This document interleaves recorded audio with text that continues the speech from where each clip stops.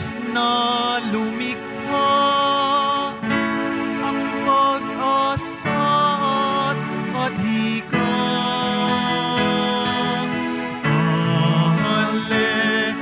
Hallelujah,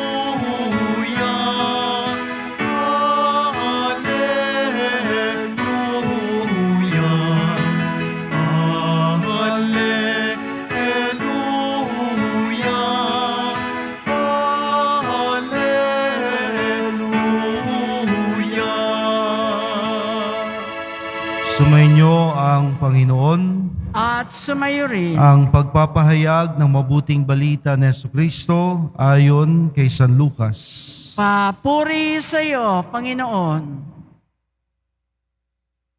Noong panahong yon, sinabi kay Jesus ng isa sa mga tao, "Guro, iutos nga po ninyo sa kapatid ko na ibigay sa akin ang bahagi ko sa aming mana."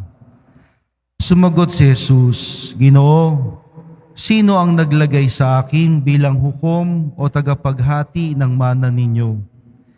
At sinabi niya sa kanilang lahat, "Mag-ingat kayo sa lahat ng uri ng kasakiman, sapagkat ang buhay ng tao ay wala sa laki ng kayamanan." At pagkatapos ay isinalaysay ni Jesus ang talinhagang ito. Ang bukiri ng isang mayaman ay umani ng sagana. Kaya't nasabi niya sa sarili, "Anong gagawin ko? Wala na akong paglagyan ng aking ani. Gigibain ko ang aking mga kamalig, magtatayo ako ng lalong mas malalaki, at doon ko ilalagay ang aking ani at ari-arian. At sasabihin ko sa aking sarili, ayan, marami na akong ari-arian, hindi na ako kukulangin habang buhay. Kaya't mamamahinga na lang ako, kakain, iinom at magsasaya." Ngunit sinabi sa kanya ng Diyos, "Hangal, sa gabing ito ay babawian ka ng buhay. Kanino mapupunta ang mga bagay na inihanda mo? Ganyan ang sasapitin ng nagtitipon ng kayamanan para sa sarili, ngunit dukha naman sa paningin ng Diyos." Ang mabuting balita ng ating kaligtasan. Pinupuri ka namin, Panginoong Hesukristo. Magsiupo muna po ang lahat. Magandang hapon po sa ating lahat. Maraming salamat po sa inyong pagdalo sa ating misa. Ngayong pong unang araw ng paggawa, ngayong buwan ng Oktubre at ika-29 na linggo sa pangkaraniwang panahon. Paumanhin po kung di man tayo nakasimula ng nasa oras, nagkaroon lang po ng konting problema sa schedule. At any rate, may misa naman ho tayo ngayon. Nandito naman ho ako. At any rate, kanina ho sa ating unang pagbasa mula sa aklat sa sulat ni San Pablo sa taga-Roma, meron ho tayong narinig na mga salita. Ang salitang pinawalang sala. Pinawalang sala. May kasalanan, ngunit may nagpasya na wala siyang kasalanan. Pinawalang sala. Yun hong salitang pinawalang sala ay sasabihin natin, mauunawaan natin na ito'y pagpapasya ng isang tao na ang kasalanan ng isang tao ay tingnan niya ng hindi kasalanan. Kaya't siya na tumitingin sa isang taong may atraso, pagmamalabis o pagkukulang, kanyang pinawawalang sala ang taong nagkasala. Now, ito ho'y walang ipinagkaiba dito ho sa ating ebanghelyo mula kay San Lucas, kung saan ang isang mayaman na ginamit na Jesus bilang talinhaga ay nagpasya para sa kanyang sarili.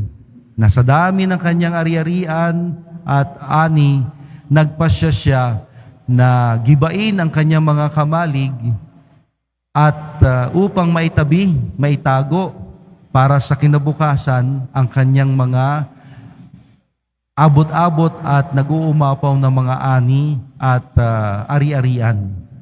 Nagpasya siya para sa sarili. Now, kung pagsasamahin ho natin ang dalawang ito, mula ang aklat ni San Pablo sa taga-Roma, sulat niya sa taga-Roma, at ito pong ebanghelyo natin mula kay San Lucas, kapwa sila nagpapaalala sa atin sa kahalagahan ng ating pagpapasya. Our capacity to decide. Meron ho tayong gift of decision making. May kakayahan tayong magpasya. At sa tingin ko po, ito ang pinag-uugnay ng dalawang pagbasa. Sulat ni San Pablo sa taga-Roma, tungkol sa pinawalang sala, at gayon din ang ebanghelyo tungkol sa mayamang nagkamkam ng kayamanan para sa sarili. Na sana sa atin hong mga nakakapakinig ngayon, lagi ho nating pagsisikapan na patalasin, to sharpen, no? Papatalasin natin, tatalasan natin ang ating kakayahang magpasya, lagi higit para sa mabuti. Palagi para sa mabuti. Because we have the tendency to decide for our own good. Kadalasan naman ho, yan, ganyan eh. Self-preservation. Ano bang ganansya ko dyan? Ano bang kikitain ko dyan? Ano bang makakabuti para sa akin dyan? Ano bang mapapala ko dyan? Pero ho, kaya ba nating isipin din at magpasya kung ano naman ang makabubuti para sa iba? Kahit sabihin natin, wala naman akong mapapala. Tulad doon ng sa sulat ni San Pablo sa taga-Roma, nagpasya ang Diyos na tayo'y walang sala. Tayo'y kanyang pinawalang sala. May kasalanan. Ngunit dahil sa laki ng kanyang habag, God is mercy, He decided all of us to be forgiven. Tayo'y kanyang pinawalang sala. May kasalanan, ngunit binaliwala niya ang ating kasalanan. Hindi kinonsinti, hindi sinangayunan, ngunit dala ng kanyang habag para at pagmamahal sa atin. Kahit tayo'y may kasalanan, He canceled all our sins. Nagpasya siya. Hindi para sa kanyang sarili, kundi para sa ikabubuti natin na tayo ay pinawalang sala niya. Ito rin ho ang sinasabi ni San Lucas at ng Panginoon sa Ebanghelyo mula kay San Lucas, na kung meron man ho tayong pag-iipon, pagkakamal ng kayamanan, pag-iimpok, hindi para sa sarili, kundi para sa iba. Lagi ho nating balikan yung atin hong pambansang awit sa simbahan. Of course, iba ho yung himno sa Poong Nazareno. Di po ba ang awit lagi ng mga Pilipino at Katoliko, ang pananagutan, walang sino man ang nabubuhay. Anong kasunod? Para sa sarili lamang. Tayong lahat ay tinipon ng Diyos para sa isa't isa. May pananagutan ho tayo.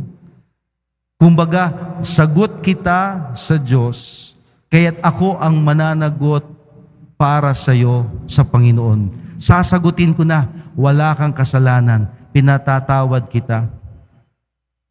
At kung ako may pinagpala ng Diyos ng kayamanan, kasaganaan, hindi ko ito gagamitin para sa sarili lamang, kundi itutulong ko sa higit na nangangailangan.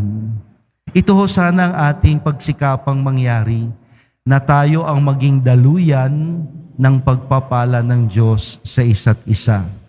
Ako nawa ang maging pagpapatawad ng Diyos sa iba. At ako nawa ang makapagbigay at makapaghatid ng kanyang kasaganaan sa lahat ng umaasa at naghihintay. Hindi para sa akin, kalimutan ng sarili at laging isipin ng iba. Ito ho ang ginawa ng Panginoon ng ating Poong Nazareno. Hindi na niya inisip ang sarili niyang magpasa ng krus, yurakan, pagtulong-tulungan. mamatay sa krus, ang inisip niya, tayo. Ang inisip niya, iba, hindi ang sarili niya.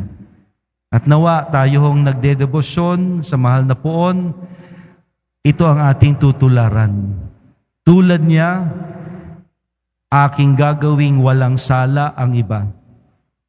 Tulad niya, pagsisikapan kong ang pagpapala niya ay maging kasaganaan para sa iba.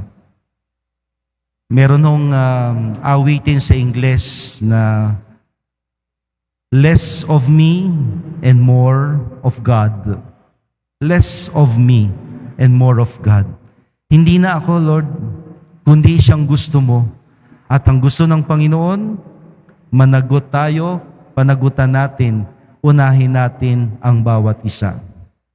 Nawa sa atin hong palagiang pagdedebosyon sa mahal na poon, sa katagalan, sa kalaunan, tayo nawa ang kanyang maging daluyan ng pagpapala at pagpapatawad sa iba.